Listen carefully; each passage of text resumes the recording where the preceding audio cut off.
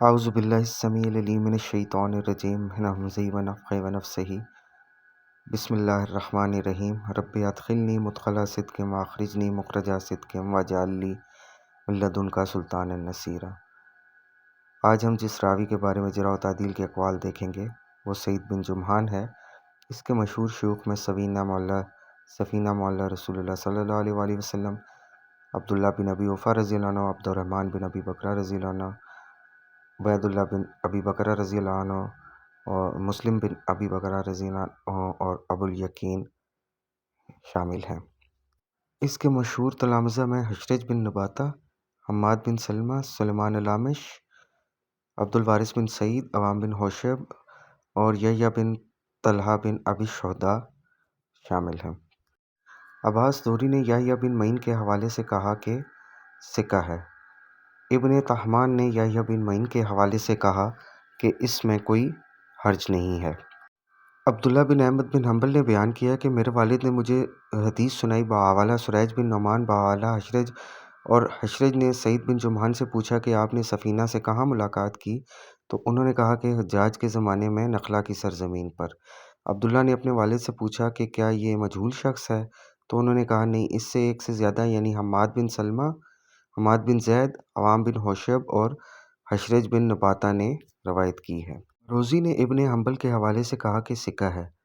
مروزی نے کہا کہ یحییٰ بن سعید القطان سے اس کے بارے میں سوال ہوا تو وہ اس سے راضی نہیں تھے، تو ابن حنبل نے کہا کہ یہ باطل ہے، اور وہ غصہ ہوئے اور کہا کہ علی بن المدینی کے سوا کسی نے یہ نہیں کہا کہ یحییٰ نے اس پر کلام کیا ہے۔ خلال نے مروزی کا قول ذکر کیا کہ میں نے ابو عبداللہ سے یعنی احمد بن حنبل سے حدیث سفینہ کا ذکر کیا تو انہوں نے اسے صحیح قرار دیا اور کہا کہ یہ صحیح ہے۔ تو میں نے کہا کہ لوگ تو سعید بن جمحان پر طعن کرتے ہیں، تو انہوں نے کہا کہ سعید بن جمحان ثقہ ہے۔ اس کے حوالے سے ایک سے زیادہ نے روایت کی ہے، جن میں حماد، حشرج اور عوام شامل ہیں۔ بخاری نے کہا کہ اس کی حدیث میں عجائب ہیں، اس نے ابن ابی اوفا اور سفینہ سے سماع کیا ہے۔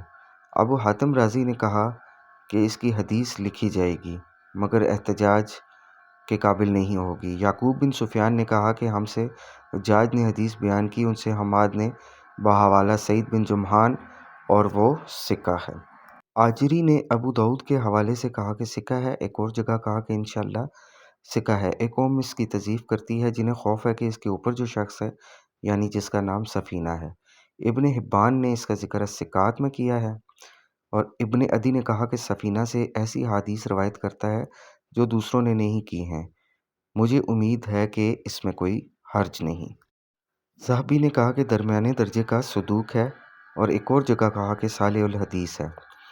ابن حجر نے کہا کہ چوتھے طبقہ کا صدوق ہے، اس سے منفرد روایات ہیں، یہ اس حدیث کا راوی ہے جس میں ہے کہ خلافت 30 سال رہے گی۔ شیخ البانی نے کہا کہ صدوق ہے، اس کے حوالے سے افراد ہیں۔ ایک اور جگہ انہوں نے اس کی روایت کے ذیل میں کہا کہ اس کے رجال ثقہ ہیں۔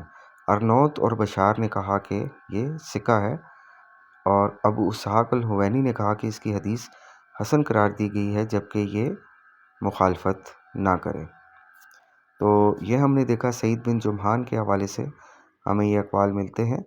یہاں پر ایک بات یہ یاد رکھ لی جائے کہ یہ صدوق درجے کا راوی ہے، اور ابو حاتم رازی نے اس کے بارے میں جو کہا کہ اس کی حدیث لکھی جائے گی مگر حجت نہیں ہوگی، تو جب امام ابو حاتم رازی چونکہ ایک متشدد امام ہے جرح و تعدیل میں سختی کرتے ہیں، تو وہ جب یکتب حدیث ولا یحتج بہ استعمال کرتے ہیں تو اس کی طرف التفات نہیں کیا جائے گا، بلکہ کنفرم کیا جائے گا دوسرے ائمہ جرح و تعدیل نے کیا کہا۔ تو ان ائمہ جرح و تعدیل کی روشنی میں سعید بن جمحان کا جو درجہ ہے وہ صدوق ہے۔